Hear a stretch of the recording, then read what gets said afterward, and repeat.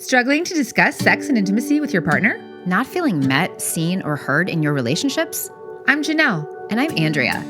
We're two midlife mavericks sharing our own experiences. Messy AF and no regrets. With marriage, divorce, polyamory, and pleasure. We've learned that when you're brave enough to figure out what you want and ask for it, with partners, friends, family, and most importantly, yourself, you'll feel more alive and free. Question everything, especially your mother's advice. There's no rom-com formula for this, but don't panic. Being alone matters. Honey, I can't miss you if you don't leave. What if your breakup could be your breakthrough? Our podcast is for brave hearts. Anyone who seeks or has found the courage to confront their fears and limiting beliefs about breaking societal norms in the spirit of finding their truth. If you're seeking permission to be brave in your relationships and want to feel less alone along the way, we got you.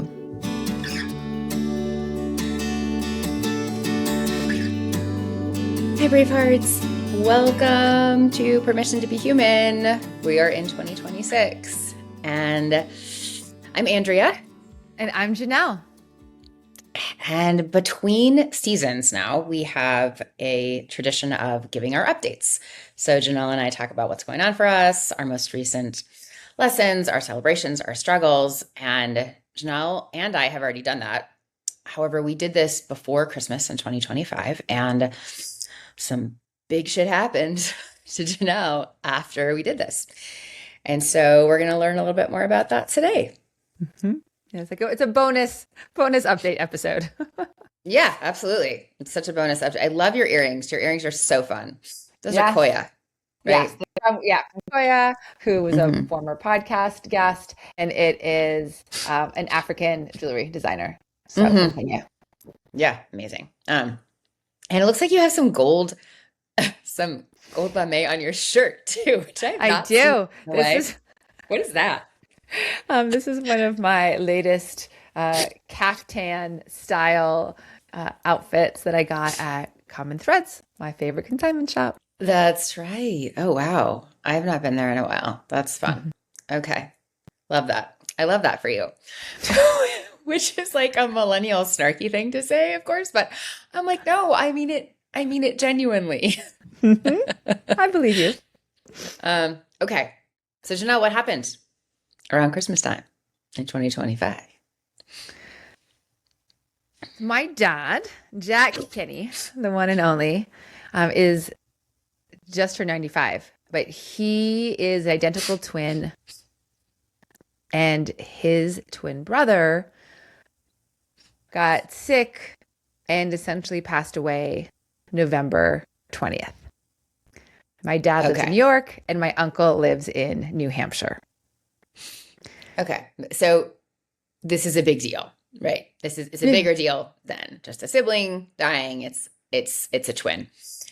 I'm wondering if maybe we should get a little background on your dad first. Okay. Yeah. Just describe him to me. My dad. He's so dear. He's so dear.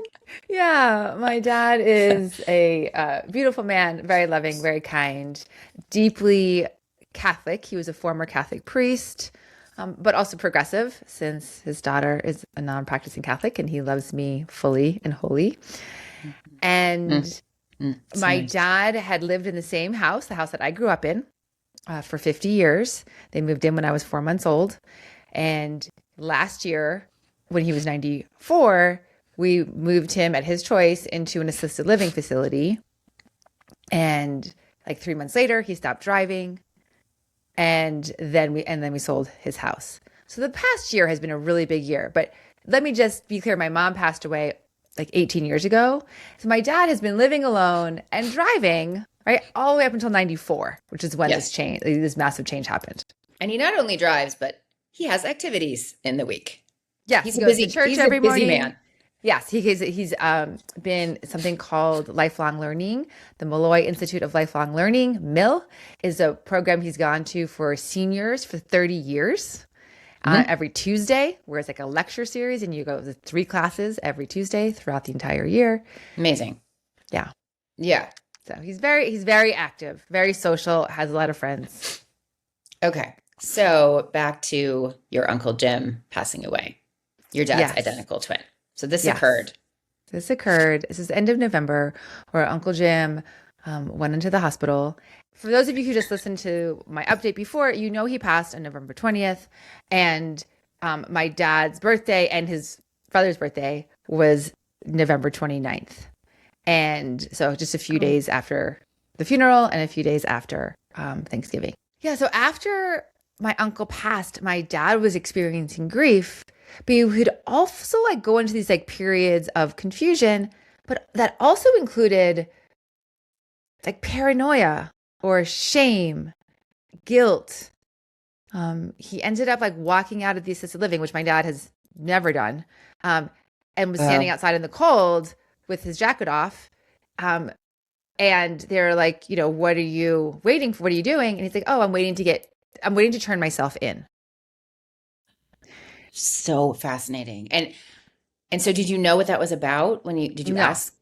No, like no idea. no idea what this was. And we could talk to dad and he would say, oh, I'm guilty. And so but we're like, for what are you guilty of? And he couldn't explain it.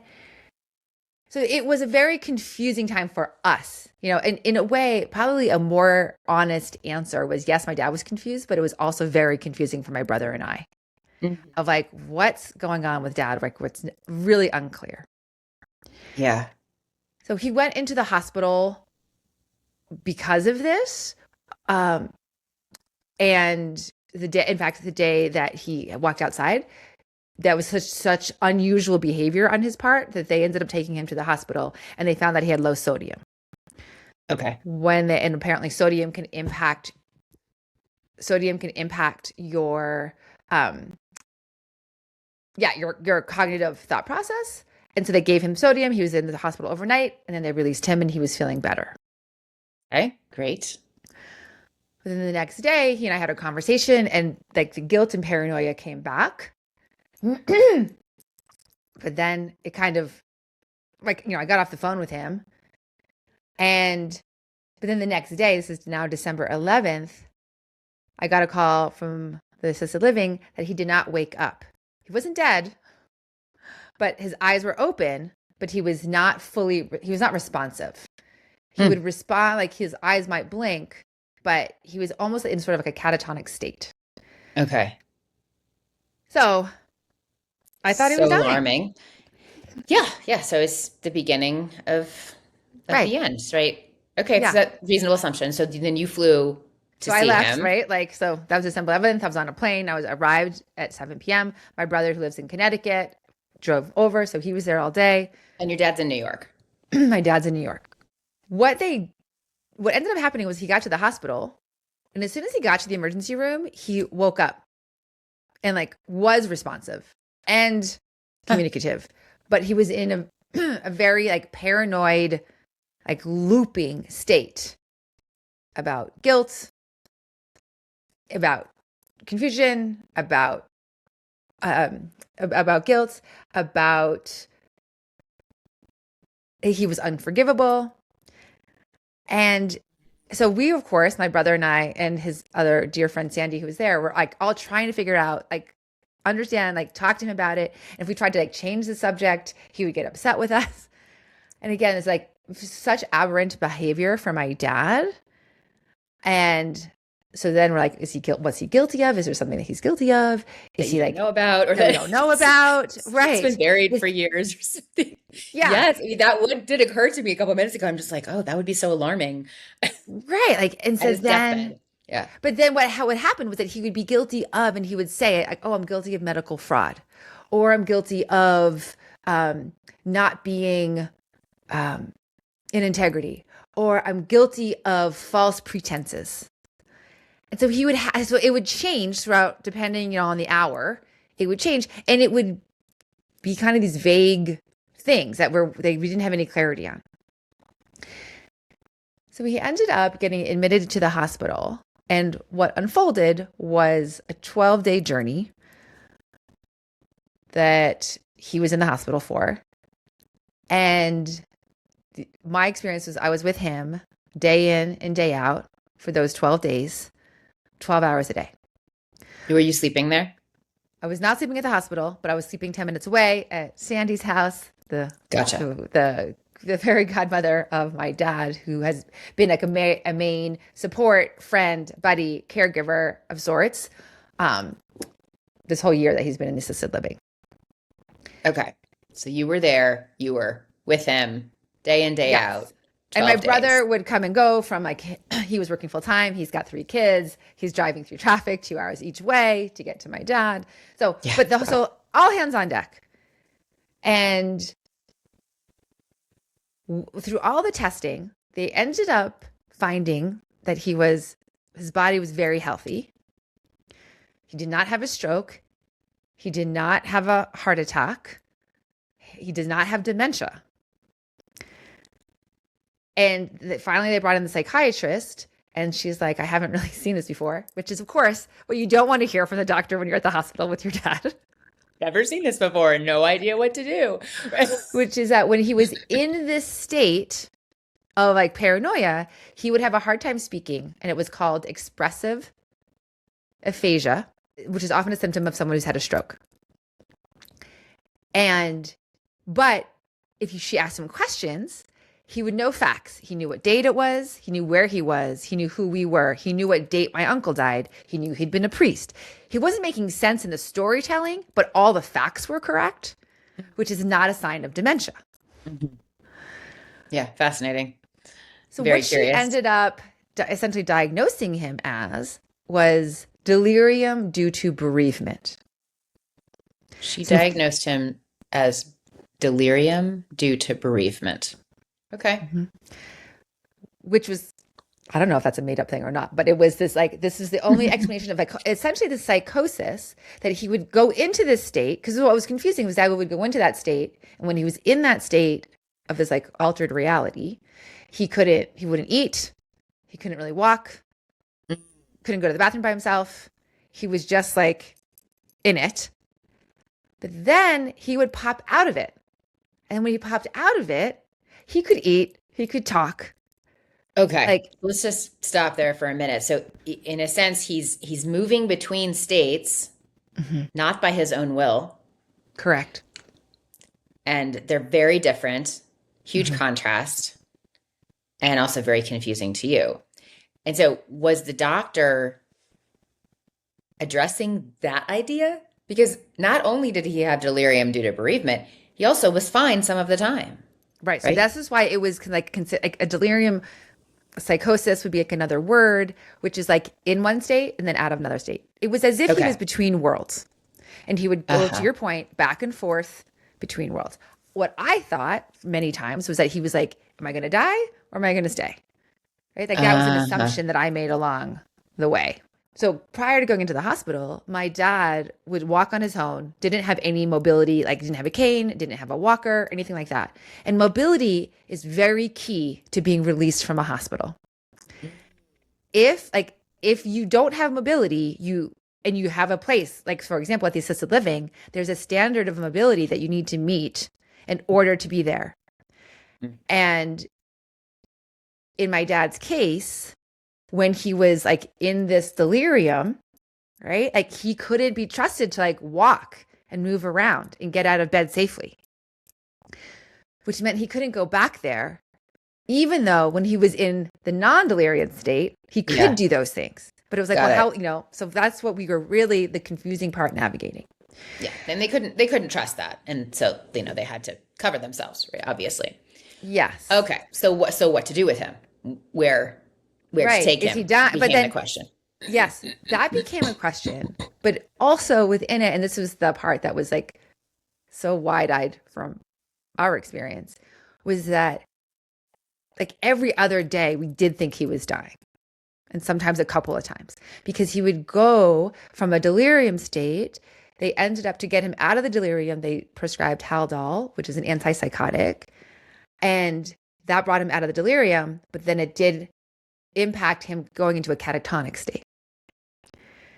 And so he would then just be like non-expressive, nothing happening, just like a vacant body.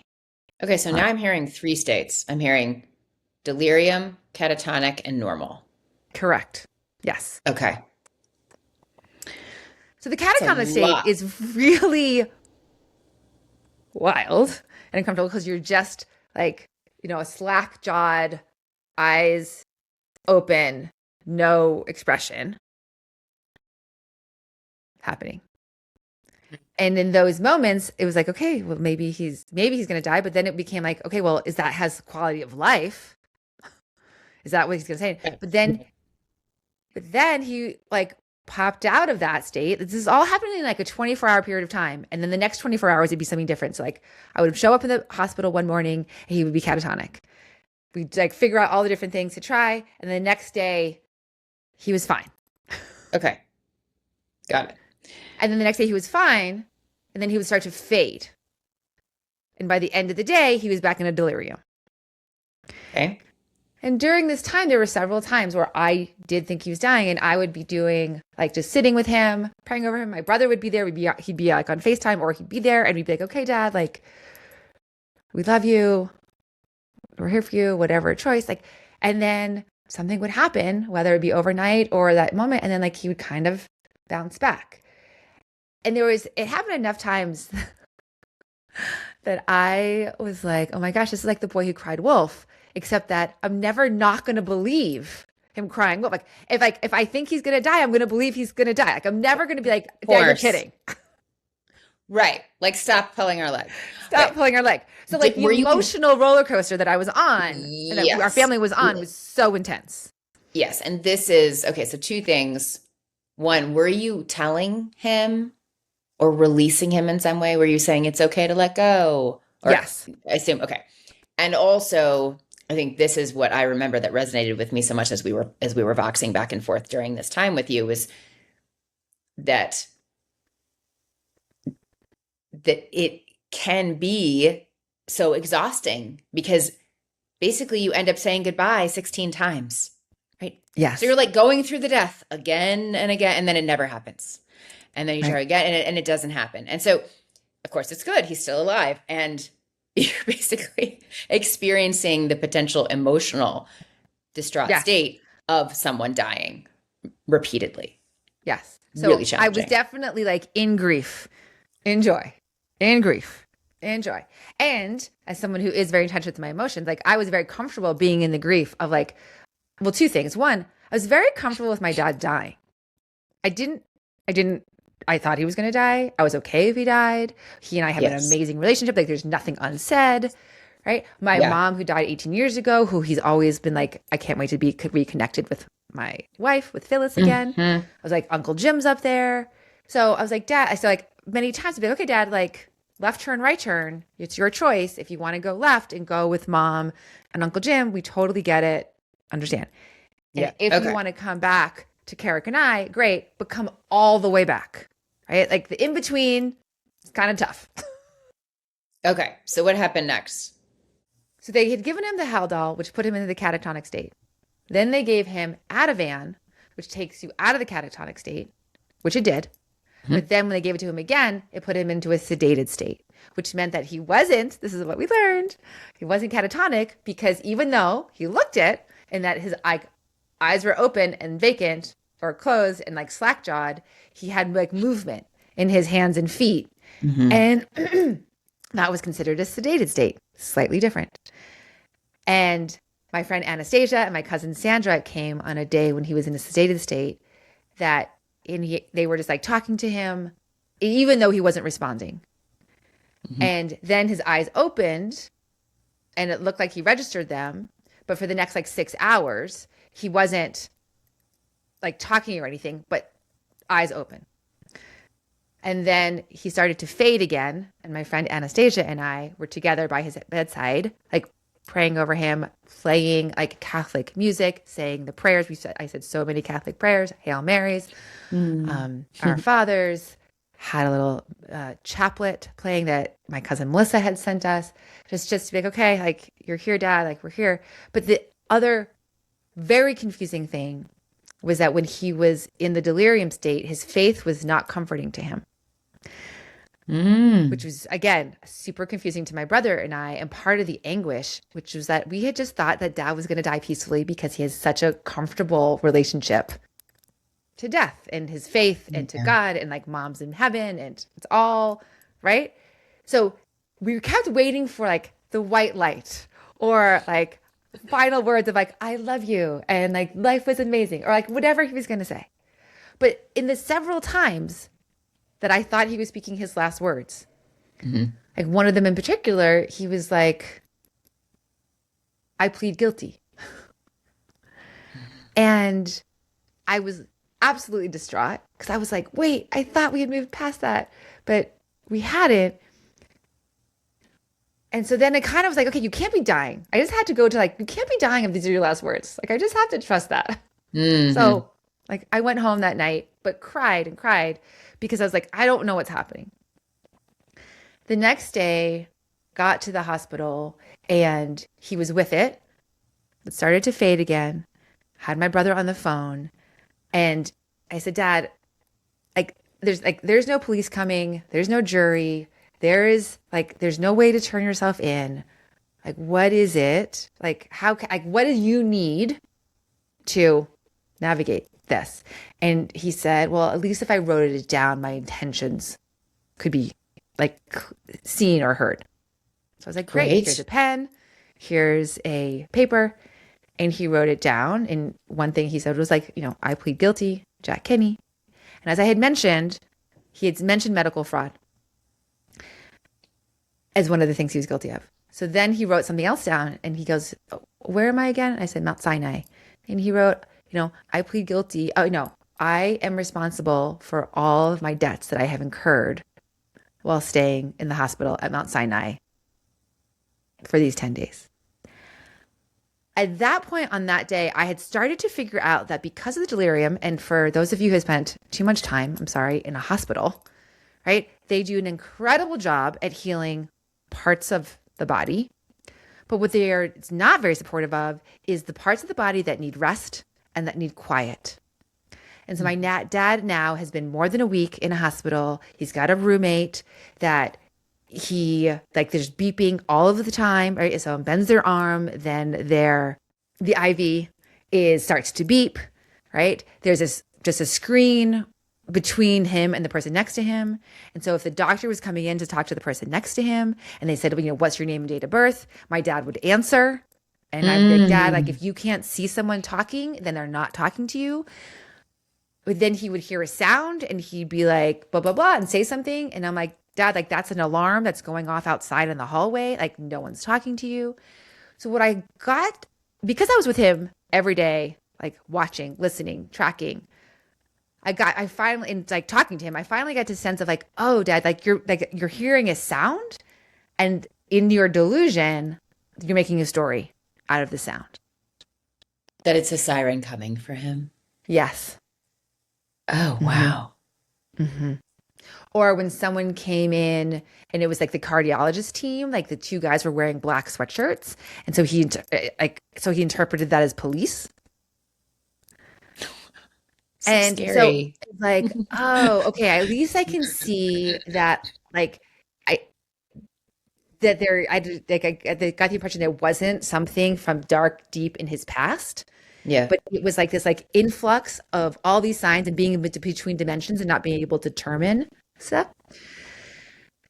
And so once he wrote it out, he ended up that kind of was like there was many things like that because that was one of the things that kind of released it. And like the next day he was stable and stayed pretty stable. And the doctor then came in and said, your dad can be discharged. Like there's nothing at this point, there's nothing wrong with his heart. He doesn't have dementia. He hasn't had a stroke. We're not doing anything for him. We've taken him off all meds. The only thing we're giving him is IV at night. So he can be discharged. But because we don't know if he's going to go back into the state, we can't discharge him. He doesn't qualify to go back to where he lives. So we needed to find another place for him to go. And then the next journey began. Could he walk on his own then? If he was with it, he could use a walker. He couldn't walk on his own without it, but he had a walker and he could do that. He could get out of bed with a walker if he was with it. But he was doing his testing and he could walk about 20 feet, 30 feet, do different things. Something else about my dad is he's an incredible athlete. And I actually started, like, he's still an athlete at 95 because when he was with it, right, like, he's done exercises almost every day his entire life. And he would walk and he'd be like, oh, I'm getting dizzy. Oh, I'm getting tired. I need to turn around. Like, he was very, very body aware. Huh, and he has great balance. Like, he would know, he's like, no, I need to sit. I need another minute to sit before I stand up. So he was able to always articulate. This is, again, the confusion. Like, when he was with it, very clearly what his needs were, what his boundaries were, what his body needed. So in any case, that was a Friday, and they said, well, we decided to move him closer to my brother for this like rehab period, because oftentimes when you can't go back to assisted living, then you go to a place called rehab where they get you to walk again after being in a hospital, especially after 10 days. Very common. Yeah. And so we tried to get him. We were like looking for one close to my brother. And long story short, 4 days later, he ended up, we found the place. We thought he was going to get in. We thought he was going to get in on Monday. He ended up saying, okay, not like paperwork. We're still waiting for like financials, blah, blah, blah. On Tuesday, we find out that he's been denied. And at that point, I lose it. I'm crying, like just like at my like wit's end. It's now December 23rd. It's the day before Christmas Eve. My dad has been with it now. I need to say this. He's been with it. He's had moments of like fading in and out, but has come back. Like the paranoia for the most part is gone. And can you define denied? Is this like not enough room or something wrong with him? Or? Yes, he was denied for financial reasons. Because their main concern when you have an elderly person going into a facility like this is that if you don't have enough money to pay, if Medicare pays for up to 100 days, I think it is, at 80%, it's like a tiered financial thing. But if that person needs to be there for longer, then they have to pay the daily rate themselves. And if they don't have the money to pay the daily rate themselves, then it's by law, you can't kick them out. So they don't want to let them in unless they know that they can pay for that. Okay. And while my dad has a trust that is in his estate, for his estate, it's not in his name. And so it didn't count. Got it. Okay. He does have enough money, but. Yes, but it didn't look like that on paper. And like we were doing this all so fast. And in that moment, so what I want to like kind of turn to is, so like that my dad's state at the moment is December 23rd. He's ready to go. He feels good enough to go. His mental state has stabilized to a fair degree, but he's using a walker. He's been in the hospital for 12 days. But now this sounds like he has a new roommate and it's so loud, right? I still thought like he was dying one day, and I'm like leaning in and I'm crying, partly because I think my dad's dying, but partly because I can't hear him because the sound of the person next to him is so loud. And I have my ear like right next to his mouth. And I'm like, I can't hear you. And so like, I was like, we have to, and now it feels like get him out of the hospital because the hospital is starting to make him sick. Like it's very common for elderly people. It's called sundowning, to get delirium from just being in the hospital. And now that's what it felt like. That was the phase that he was going into. It was no longer of his own. It was just like the delirium of being in the same room for 12 days in a hospital gown with all these lights and all this noise. Okay. So just trying to keep this linear, like what? So it's now December 23rd. He's been denied from the rehab. At like 11 o'clock. He's denied. And I am like, oh my gosh, we have to get him out of here. What are we going to do? And so I just sobbed. And then in that moment, I have been using my skills this whole time, but in that moment, my skill was, okay, Janelle, what is here? What good is here that I do not see right now? That he was denied.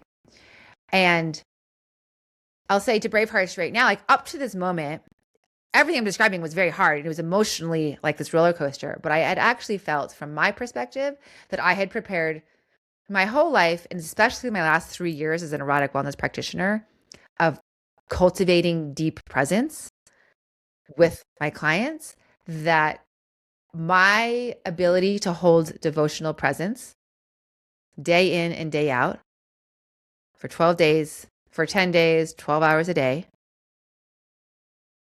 was my test. Like even in the grief and in the joy, like I was very centered the whole time. And I was like, oh, I'm here for this. I am made for this. Like this is exactly where I'm supposed to be, doing exactly what I'm supposed to be doing. So on this Tuesday, on the 23rd, I was like, this chapter is done. Like I had hit my limit, and I was like, and they're like, we could transfer him to a place in New York in 2 hours. But I was on the phone with my brother and my sister-in-law, and I was like, we can't have him in New York. Like it's so hard. I'm staying at Sandy's. She's already she's extending herself so much. Carrick, you can't come here very long. Like if Dad's in there for 3 months, like what are we gonna do? So Courtney, my brilliant sister-in-law, was like, I've got a crazy idea. And we're like, what is it? She's like, what if we bring him back to our house, which involves stairs and is not set up for like an elderly person that living there long term and in any way. And then, but if he has to go to the hospital, then we'll take him to the hospital in Connecticut, and then he'll be in the Connecticut system. And then we can transfer him to a place from there. And I was like, yes, let's do that. And I will be his because now it's Christmas Eve. I was like, and I'll be his primary like nurse until we can get at-home nursing or whatever is needed. Because again, like he needs help walking, he needs help like going to the bathroom and all these things. And they were like the staff at the hospital, who had been very supportive, was like, great, we can get him there like in like 3 hours. Transport's no problem to go to a home. And so that's what we did, is we sent him, like my dad and I, in the ambulance 2 hours to my brother's house.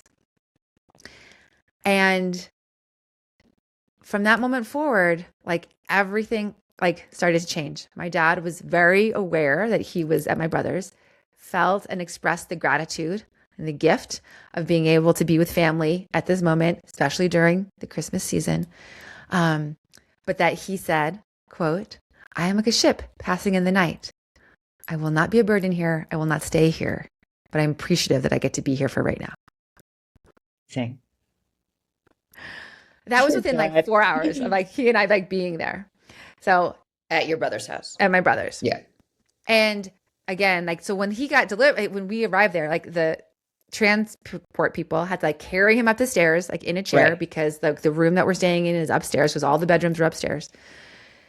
And my dad was like, oh, I wasn't expecting to have to like stay up here. I'm like, I know, Dad, but you can't walk the stairs. You're in a walker. You know, there's a bathroom up here. So we're just like going to figure this out. But for my own, after I said that, I realized I'm saying he can't walk the stairs. It seems like he can't walk the stairs. But really, maybe he can walk the stairs. So when my brother got back, I said, I think we should try to help Dad get down the stairs. So we did. And with support on both sides and him holding onto the railing, like he was able to get down the stairs, and then he was down there all day. We got the rocker down there. And then like at night, we would like bring him up. So for Christmas Eve and Christmas, like we were with the Christmas tree and the presents and the kids and the dogs and the animals and the cats and all that. So Carrick and I are still like, let's just take 2 days, enjoy that Dad is here. Like the miracle that this all is, that like Dad is present with us. And then we'll figure out what our next steps are. And so on Christmas, after like 2 days of him being really like solid, I was like, maybe we should see about assisted living, because he can go to assisted living with a walker, right? See what's around there. And we asked Dad, I said, Dad, like, do you want to go? Where do you want to live? Do you want to be in Connecticut? Do you want to be in New York? And he said, I want to be close to family. First time that was articulated. And so we're like, great, 100%, you're choosing Connecticut. It means leaving his church community, where he's lived his entire life, but he's making this choice. So we're like, okay, great. We're going to find a place. The next day, Carrick and I had 2 tours set up to go visit 2 facilities. And again, I'm staying in the same room with my dad. Like, I'm in a twin bed on the floor, like dad's sleeping in a queen bed. And I'm just like tracking him when he uses the walker to go to the bathroom, and I'm available to assist if needed. Yeah. And that morning I get up and he's like dressed, sitting at the edge of the bed, like kind of like ready to go. And I'm like, Dad, did you walk to the bathroom? Because I didn't hear the walker. He was like, yeah, a voice told me I was going to get tested on my walking today. So I'm practicing. I was like, what? Okay.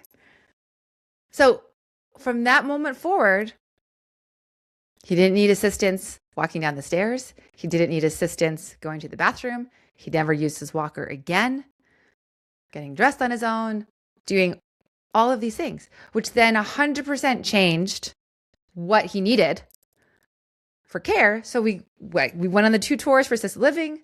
The second one we loved. We signed the paperwork, and Dad was scheduled to move in a week later. Wow. That is quite a journey. Yeah. So I'm here. So all of this took place within what? 14 days. It was maybe 20 days. Yes. I was on the East Coast for 3.5 weeks. And I would say from the moment of him going into the hospital, right, to when we signed paperwork, it was, like 18 days. And then it was another 10 days getting him in there and before me coming home. Yeah. And so also what's rising for me as you were speaking is just that the body and the mind are not necessarily working together in old life and in later in life. Mm-hmm. And it's hard to plan for the best thing. And being in the now and seeing what's needed right now is sometimes the only thing you can do, which is hard. Mm-hmm. So that's just a couple of things I got out of when I was going through listening to you talk about this. Yeah, that was like, there were so many lessons and then I'm going to like speak to some of those lessons. Yeah. One was every day, it was like, we think we'd have a plan in the morning, and by the night, total different plan. And then the next day, new plan, that night, new plan again. So we couldn't plan is what we realized for a long time. And it was just like, we're just here waiting for the signs or for like something to tell us what direction to go in. And the day he ended up getting released, it turned out that him getting denied was the most amazing thing that could have happened. Although in the moment I was at my most distraught, because him going back to my brother's house, a place he knew, that he was comfortable with, that he was there for Christmas, because he would not have been able to be released for Christmas and Christmas Eve, or Christmas Eve and Christmas, if he was at this other place, that we got to be together as a family. All happened because we didn't make a decision, and we just waited for like, here's what's here right now. Here's what's here right now. What do we do with what's here right now? And that was one thing. And like, my dad has continued just to make like massive progress, and to the point that he's now like ultimately better than he was when he went into the hospital, like deep clarity. And this, while it was over New Year's, so my brother and his wife and their kids, they were going to Vermont for New Year's. And so my dad and I were just in the house together, like taking care of all the animals, the horses, the donkeys, the chickens, cats, all these things. And I was joking. I was like, oh, this part of the trip was my Connecticut farm, like New Year's retreat. It was a woofing experience. You totally. I keep thinking, I actually have thought about you sending me the videos of the horses and the donkey several times. It's like fascinating to me. Yeah. So, I mean, a really, really beautiful part of the country, but it's so far from my everyday life. And so I got to ask my dad and say, Dad, do you remember like what was going on for you? Like in the hospital, do you remember any of that? And and he's like, what I remember is feeling the pressure of being the oldest one living in my family and collapsing under that pressure due to the responsibility and like the integrity that it required. And during this time, I had thought that, you know, maybe Uncle Jim and Dad were connected. And so like part of Dad's spirit had gone with Uncle Jim. And so like that Uncle Jim's not coming back. So is Dad ever going to come back from this state? But what I told this to a friend the other day, and he said, oh yeah, he became the patriarch. Mm-hmm. So let's explain though why he's older than Uncle Jim. And oh, right. So So as I've said now before, that they are identical twins, but Uncle Jim was 5 minutes older. And that has been true their entire life. Like, and Dad has always said, yes, but I'm the younger one. And so apparently in somewhere in Dad's psyche, that 5 minutes counted. Yeah. And with Uncle Jim passing, my dad became the patriarch. Like no one would have ever said it was Uncle Jim versus my dad in like our realms. Right. But somehow in his realm, he saw that. Mm-hmm. Got it. So that was very unexpected to hear him say that. And what a gift to hear him say that. Mm-hmm. And the other thing then I said is like, Dad, what I felt in my experience is that it felt like you had been making, like many times you're at a choice point of, are you choosing to die? Or are you choosing to stay? Mm-hmm. And he said, oh, no, it never crossed my mind to choose to die. And so I was like, oh, again, these are the stories and projections that my brother and I had. Mm-hmm. Mm-hmm. It does help us explain a little bit why, like, we didn't feel like Mom was there. We didn't feel like Uncle Jim was there. Like, there was no guidance. There was no, like, white light.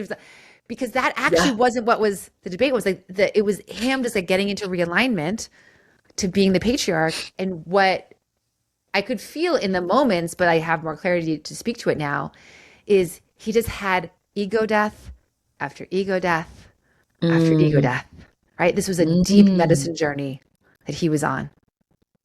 Tell me more about that. Say more about the ego death. It felt like he was dying, right? To me, from the outside perspective. And part of him, I think, was dying as he like let go, like his fear of responsibility about being the patriarch, this fear of his integrity, all of these things that he was like afraid of that he couldn't handle. He had to like, he came through, he's the patriarch now. And he's centered and grounded. He doesn't use that word, this is my friend's word, but he's the oldest person living. So there's a couple of like final takeaways that I want to say. One is that like, how I described that my dad, like our family was in a death portal with my dad. And we were like spinning around. And it feels important to say that the same week that my dad was in the hospital, my Aunt Janet was also in the hospital. And this was Uncle Jim's wife of 65 years. And we, like our cousins and I would go back and forth and be like, what's Aunt Janet's status? She's up. She's down. She's like having surgery. She's recovering. She's not. Her experience was like similar to my dad's, where I was like, Dad's talking today, Dad's catatonic today.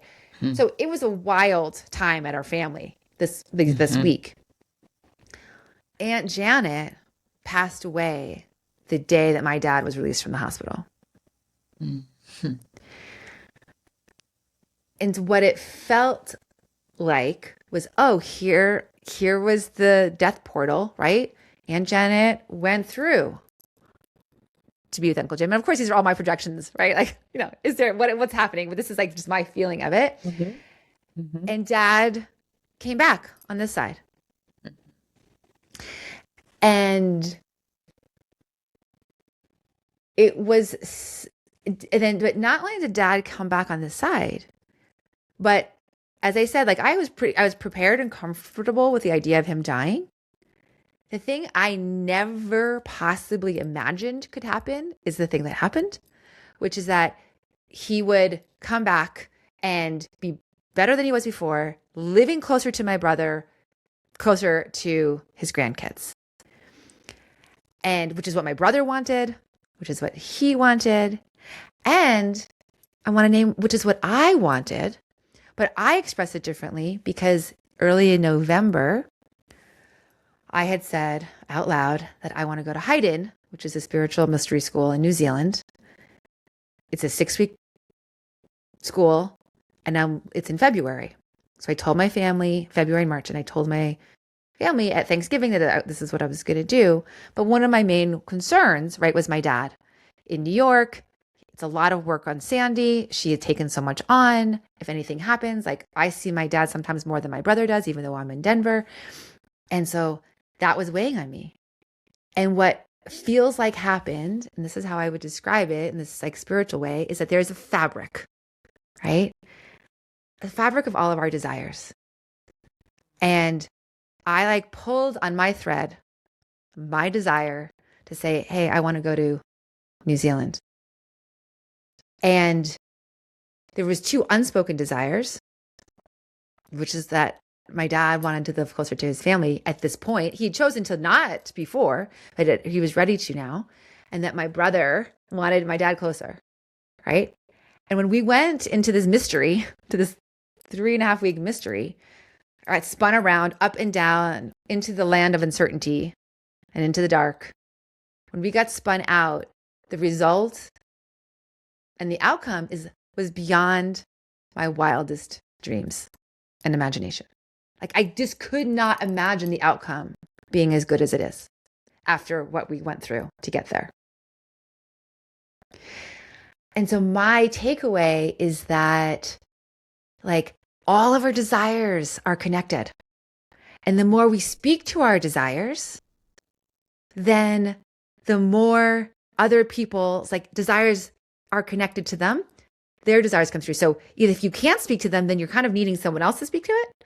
And if you don't speak to it and you know it, then you're denying your own desire and also the desires of others. Like we're all woven together. All comes back to asking for what you want. All comes back Once again. asking for what you want. And so I am leaving for New Zealand in 2 weeks. So this episode comes out, I think probably like I'm leaving, I'm gone. And my family now is like super supportive of me going. I got to be in my thriving with my dad in this immersive, intense death doula experience. And everyone, my brother saw me in that, respected me, loved me, appreciated me. My sister-in-law did, my dad did.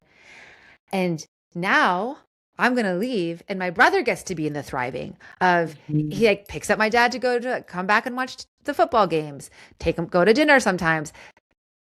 Claire, his oldest grandchild, her school is on the campus where my dad's assisted living is. She can like stop by after school. Like there's so much ease to their family and like bringing my dad into their life that would not work for me living in Denver if he came here 5 minutes away from me. That it's like, oh, they get to be now and thriving and I'm going to take my time to do what I need to be doing. And so I can go to New Zealand for 6 weeks and essentially be off grid and feel okay. And be present in that experience completely. Right. You might have gone, you would have gone. Right. But I would have been thinking about my dad in like, yes. Like, oh, let me check. I need to check. I have to check. But now I'm like, nope, my brother's got it. And my dad knows I'm going and he understands the assignment. He's to stay healthy, 100%, no crisis until I get back. I'm very clear that he knows that. And I trust that. And if something did happen while you were gone, you've just gone through an amazing experience with him. Yes. You've connected with him in a way you never probably did before. Yeah. I mean, in the most intense way I've ever done. Yeah, I mean, it was definitely a threshold crossing for myself. Absolutely. And like, it was such a gift that he gave me that I could see my own capacity, as I said, for devotional presence and to like be able to offer this to this man who has given everything to me, who I love so deeply, that I got to be in that journey with him, see him at his most intimate, at his most vulnerable, and just guide, right? And I think that's part of, because I didn't have an attachment to him living. Yeah, that's huge. I was also able just to like hold space for like whatever journey he was on. And not bring your fear and anxiety into it. nearly as much, just because that would have been another layer on top of everything that was going on, the hospital and the diagnosis and the different states. Yeah. Janelle, has this shifted in some way your thoughts about your own death? One of the phrases that I live by is, if you die before you die, then when you die, you will not die, which is a Eleusinian mystery quote. And so when I say like Dad had, many ego deaths, right? Like those were necessary for his journey. And I've had many of those in my lifetime. And so I don't know that it changed my relationship to death. I would say what it did was change my relationship to life, in that like there are absolute miracles, absolute magic, like things beyond my wildest dreams can happen when I let go and allow to happen without attachment what's going to happen. And so as I go into New Zealand and as I go into this, my own intentional portal in the mystery of the dark, I have chosen to put everything, my whole life, this podcast, the Goddess Temple, my money, everything is like essentially, I say like on the altar, like I'm just like putting it into the black hole. And the lesson from my dad is that I felt total confidence that what comes out on the other side is going to be beyond my wildest dreams. But I have no idea what it is. And I'm just trusting it. Your trust is so big. Your trust is so big. I can see it hovering all around you. Yeah. So that's what happened to me. That was my running into 2026. That is huge. I guess I just want to just acknowledge that this is something. What you went through was you and your family's flavor of this. And so many people at our particular stage in life are trying to navigate parents who are not well, who are sick, who are now widowed, who are in an assisted living home, and this is just, it's a new thing, right? I have not done it yet. But I think surrounded with this energy of caretaking again, of people I know who are taking care of kids and then taking care of their parents. Yeah. Yeah. This is, it's a huge weight. It's nothing profound, but it is definitely just more alive for me now, or in my aura than it has been ever before. And I remember reading Being Mortal. I think that we both read many, many years ago, and I feel like I need to reread it. By Atul Gawande. Thank you. Yes. And when I did read it, I thought, oh my God, everyone needs to read this. But I probably read it when I was, I don't know, in my 20s or 30s, right? Before I had any idea of I mean, I need to review what does happen? What do I need to know? How can I be prepared for, the people I love to leave? Well, what I'll say is another resource. So my dad didn't die. But because I thought he was going to, I also told everyone.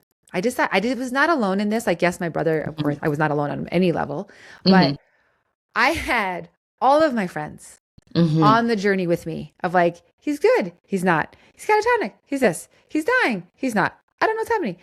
Yeah. And so I felt like the love and support of many, many, many, many people during this time. I would just communicate every couple of days on WhatsApp. And what I realized is if I hadn't done that because I waited until he had quote unquote died, I never would have sent any emails. No one would have known what I just went through.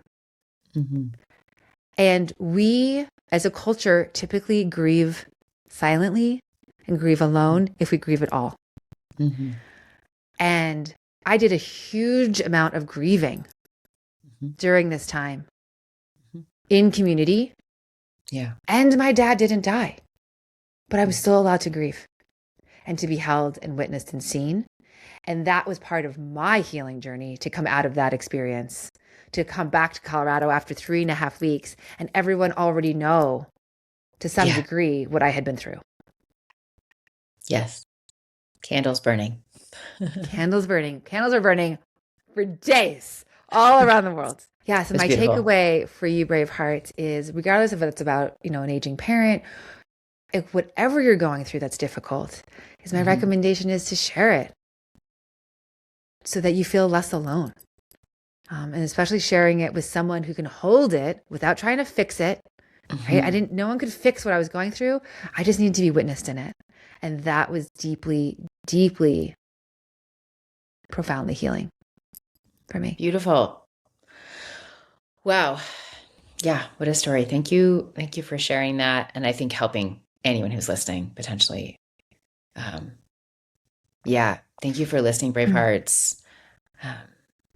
We wish you a peaceful 2026 as we go into our last season here. So we'll see you next time. Love you. Bye-bye. Bye. Thanks for listening. Hey, Bravehearts, looking for permission? Work with us. We offer Braveheart coaching. Follow us on Instagram. Meet us in real life at a Braveheart conversation. Subscribe to our newsletter. Do all this and more at our website, permissiontobehuman.live.